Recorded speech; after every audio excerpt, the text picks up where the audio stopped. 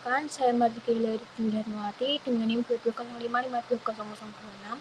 Di sini saya akan mempresentasikan hasil kerja saya mengenai analisis tingkat pergantian nasabah bank berbasis Decision Tree Classifier. Video ini dibuat untuk memenuhi ujian tengah semester Data Analytic for Business. Baik, yang pertama, pendahuluan.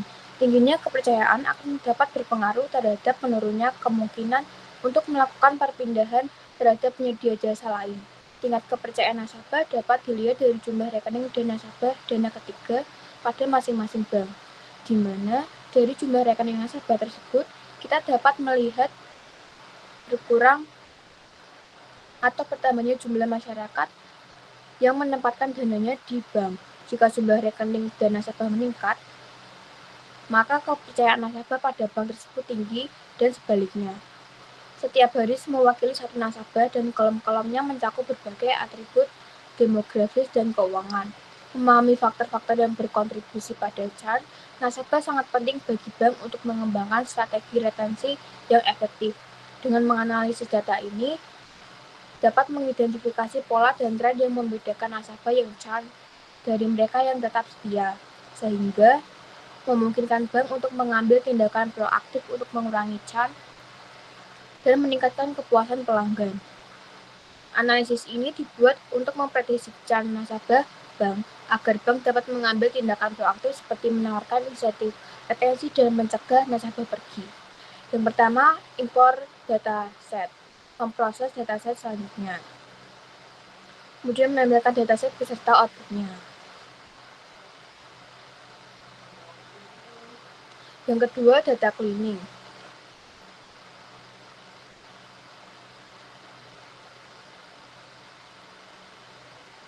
Kolom round number, customer ID, dan surname dihapus karena kolom-kolom ini umumnya berupa pengenal unik dan tidak memberikan informasi yang berguna untuk memodelkan churn. Kemudian pemeriksaan using values.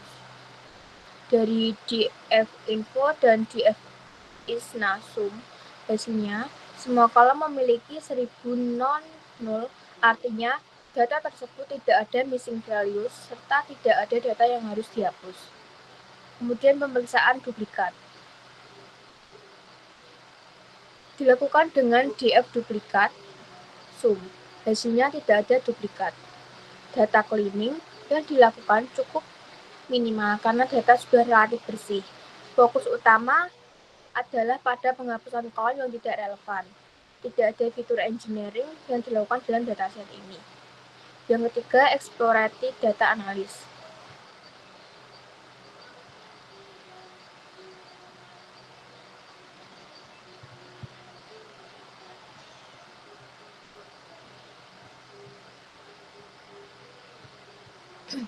Histogram digunakan untuk mendistribusi seperti age, credit score, balance, dan estimate salary. Age terlihat memiliki distribusi yang sedikit condong ke kanan, menunjukkan lebih banyak nasabah berusia muda. Credit score terdistribusi cukup normal dengan sedikit condong ke kiri. Saldo memiliki banyak nilai nol, menunjukkan banyak nasabah yang tidak memiliki saldo di rekening mereka. Estimate gaji terdistribusi cukup merata.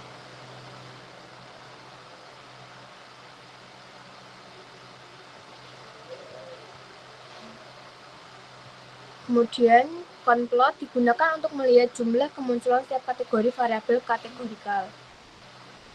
Sebagian besar nasabah berasal dari range. Jumlah nasabah female dan male hampir seimbang. Sebagian besar nasabah besar memiliki kartu kredit. Jumlah nasabah yang is active member dan tidak hampir seimbang. Sebagian besar nasabah bisa menggunakan satu atau dua produk.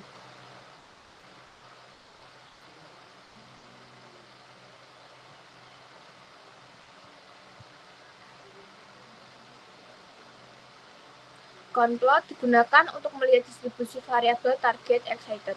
Analisisnya data menunjukkan adanya class imbalance imbalance, di mana jumlah nasabah yang Chan jauh lebih sedikit daripada yang tidak.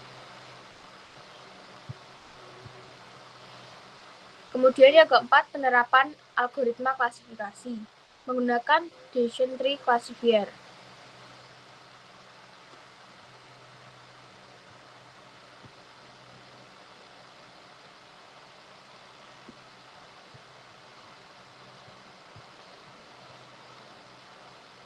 Data dibagi menjadi data latih dan data uji menggunakan train test split.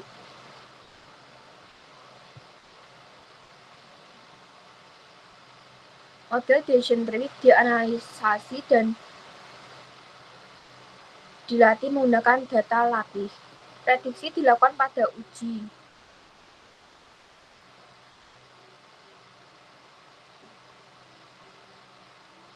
Model evaluasi dilakukan menggunakan metrik seperti skor AUC, seperti Aquaris Score, Confusion Metric, Classification Report, dan ROC AUC Score.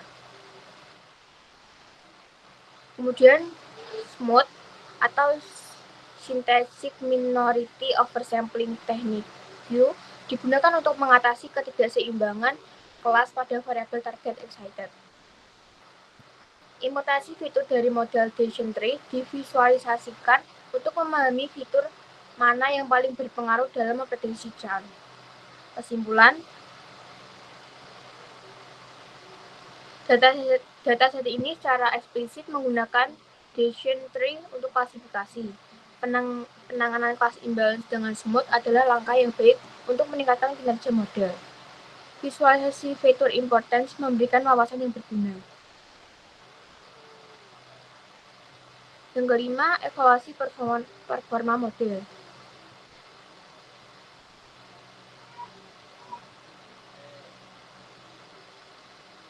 Model decision tree dievaluasi setelah penanganan kelas imbalance dengan smooth.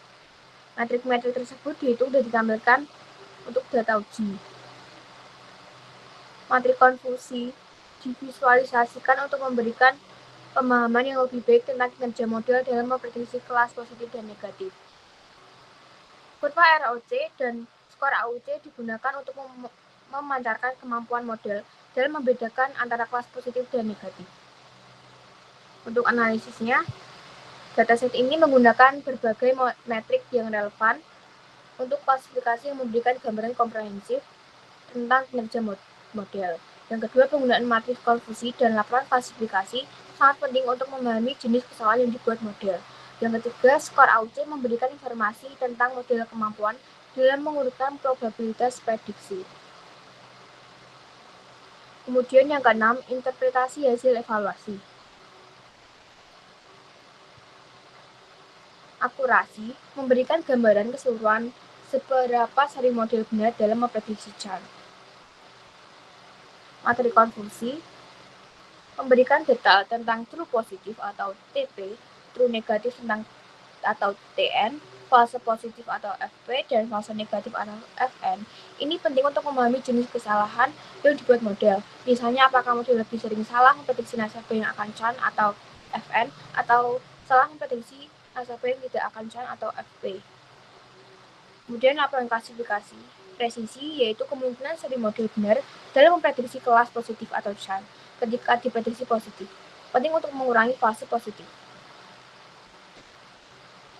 Kemudian recall, seberapa sering model benar dalam memprediksi kelas positif Chan dari semua kejadian positif yang sebenarnya. Penting untuk mengurangi fase negatif. Kemudian F1 score,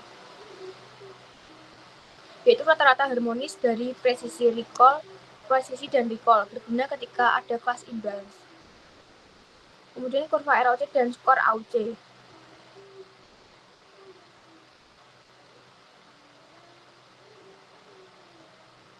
Kurva ROC menunjukkan trade-off antara true positive rate dan false positive rate pada berbagai ambang batas klasifikasi. Skor AUC merangkum kinerja keseluruhan model dalam membedakan antara kelas positif dan negatif. Skor lebih tinggi menunjukkan kinerja yang lebih baik. Kemudian interpretasi fitur importance. Visualisasi fitur importance dari model decision tree memberikan wawasan tentang fitur mana yang paling berpengaruh dalam memprediksi churn. Fitur importance tinggi dapat diartikan sebagai faktor-faktor kunci yang mendorong nasabah untuk churn. Informasi ini sangat berharga bagi bank untuk mengambil keputusan yang tepat, seperti memperbaiki layanan yang terkait dengan fitur importance tinggi dan membuat strategi retensi yang ditargetkan pada nasabah yang memiliki karakteristik yang terkait dengan churn. Kesimpulannya, hasil pemodelan churn dapat digunakan untuk: 1. Mengidentifikasi nasabah yang berisiko tinggi untuk churn. 2. Mengembangkan strategi retensi yang dipersonalisasi. 3. Meningkatkan kepuasan pelanggan. 4. Mengurangi biaya akuisisi nasabah baru. Sekian yang dapat saya sampaikan. Mohon maaf bila ada salah kata dan perbuatan. Wassalamualaikum warahmatullahi wabarakatuh.